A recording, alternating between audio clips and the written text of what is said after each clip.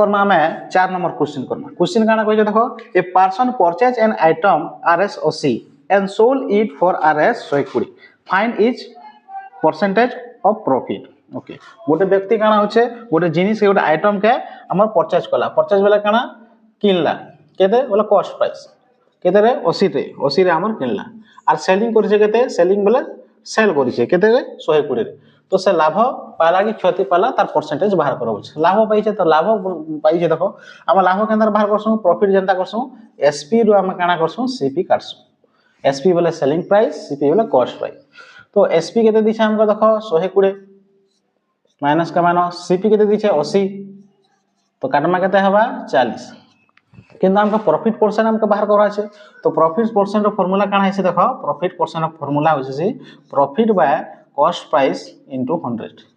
ये formula use करो profit बोल केते हिचे हमका 40 लाख में